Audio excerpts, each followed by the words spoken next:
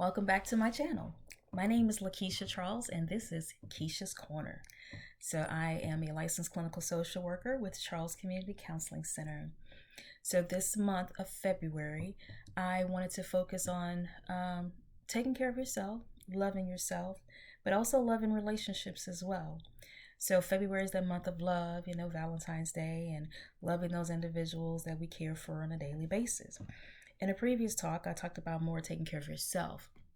And now I want to talk about relationships and communication in those relationships. I get couples and, a lot of times they're in battle with each other. And when I sit and I listen to both sides, both sides a lot of times have the same needs, desires, wants.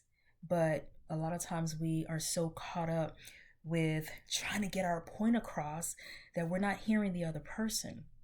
So then I have to teach, one, how to fight fair, but two, how to communicate.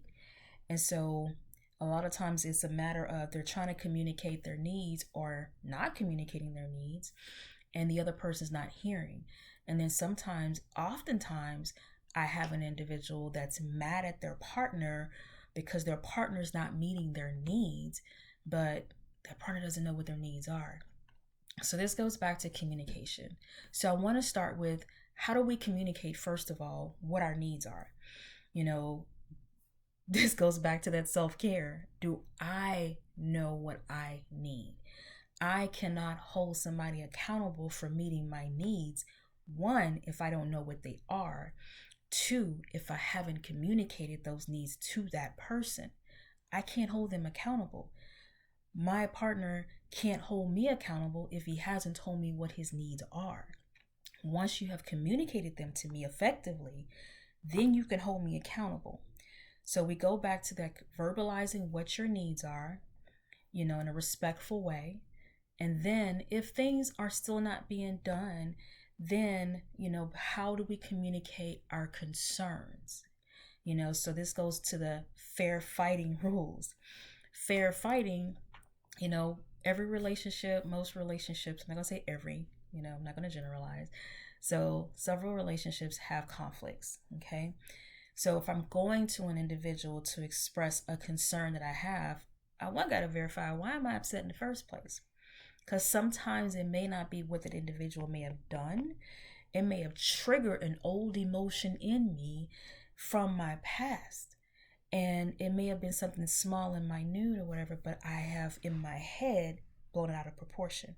So I have to ask myself, why am I upset?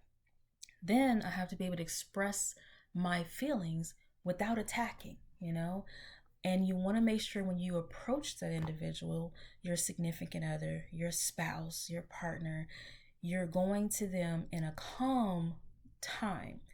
Because, speaking for myself, because I did say, in my previous video, that a lot of what I'm talking about is through personal experience and 20 plus years of experience in a professional realm as a clinical social worker.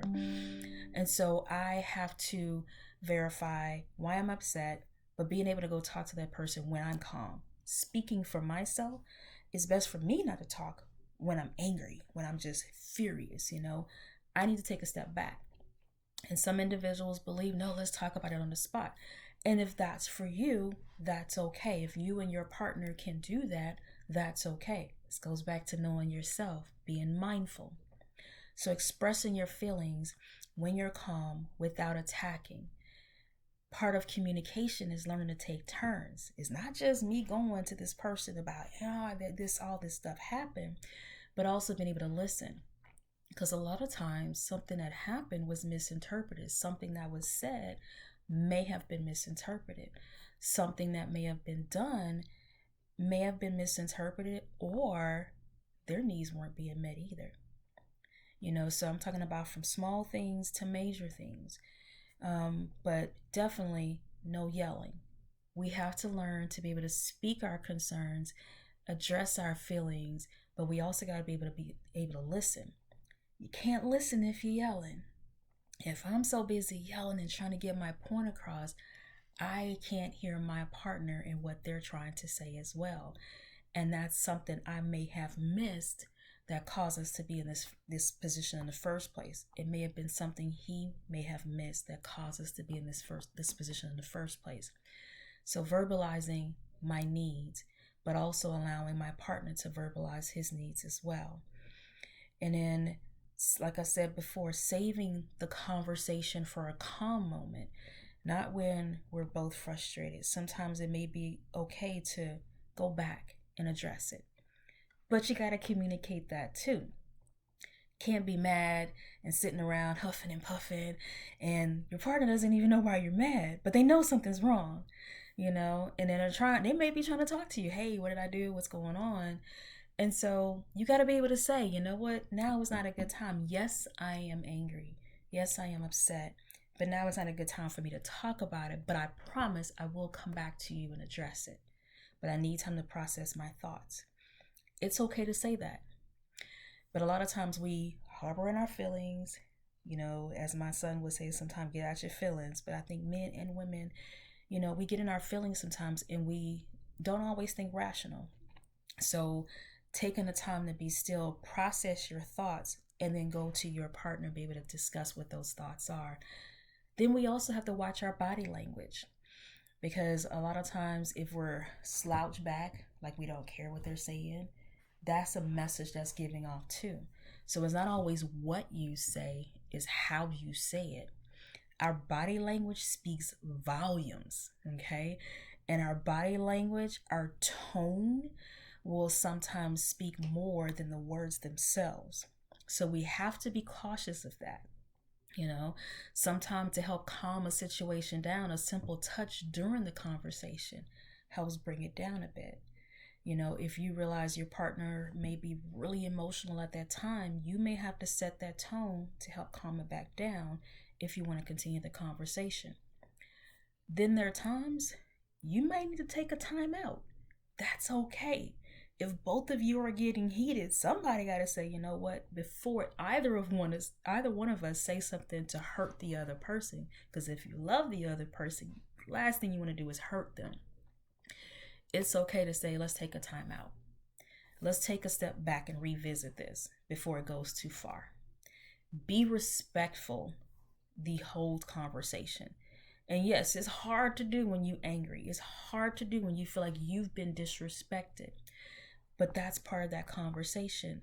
When this happened, I felt disrespected. And it may be something that may have triggered, again, from your past.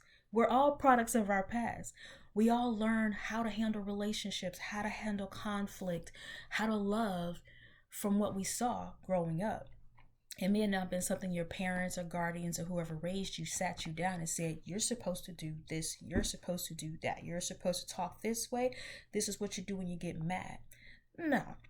Children learn what they see, not what we tell them, So we learn, all of us, we learn from how we saw our parents, our guardians, or whoever was closest to us, how they handled relationships, how they communicated, how they handled conflict. Did you grow up in a household where everybody was yelling at each other and fighting? Did you grow in a household where people actually sat down and had a conversation? Everybody's feelings were respected. If you didn't, then how do we get that? How do we learn that? For some individuals, that is hard if you've never done it before. But if you love someone and you care about this person, you're willing to learn and you're willing to make those changes no matter how uncomfortable they are in the beginning. Eventually, it will become you if this is what you want. And finding that person you are compatible with it is also going to be respectful of your emotions, respectful of your feelings, respectful of your thoughts, whether you agree or don't agree. And sometimes we do get to a point where we just got to agree to disagree, because like I said before, we're all products of our past and we're looking at situations through the lenses of our past. And until we recognize that not everything may have been what I want today, or not everything that I learned was positive, then you're going to repeat the same thing generation after generation after generation. Your children will learn it. Your grandchildren will learn it. So until we make some changes ourselves and learn how to fight fair, learn how to communicate our needs. I cannot hold someone accountable for meeting my needs if I haven't communicated what they are. Can't communicate what they are if I don't know what they are. So I have to ask myself, why am I upset? Be able to express my feelings, be able to express my needs in a respectful manner, being able to express how I'm feeling. I have to be cautious of my body language and my tone, because at the same time, if I love this person, I don't want to hurt this person, but I also want to make sure my needs are being met. I also want to make sure my partner's needs are being met. So whether that's your significant other, your spouse, even with our children and our parents, learning how to communicate what we need, learning how to hold them accountable after we have communicated that, but also being able to listen. What is your partner's needs? Have they communicated that to you? Have you given them an opportunity to communicate those needs? Then they can hold you accountable as well, because this is a two-way street now. So being respectful, learning how to fight fair, learning how to communicate what's going on with us in a respectful manner. And like I said before, if you need to take a time out, take a time out. Because we're human. And sometimes we are operating solely on our emotions and not thinking rationally about things. But be mindful. Is what I'm feeling triggered? Did it trigger something from my past? Did something that happened today trigger something, an old emotion in me? Being able to acknowledge that and being open about that as well. Okay, so communicate your needs, verbalize what they are effectively, learning to fight fair, okay? And watch your body language, watch your tone, take a time out if you need to. And then at the end, we learn to compromise. And not compromising yourself, okay? So don't mistake in that. But sometimes we got to find a middle ground, okay? On how we can be able to move forward and stay in a positive, loving relationship. All right? Thank you, and this is my time at Keisha's Corner.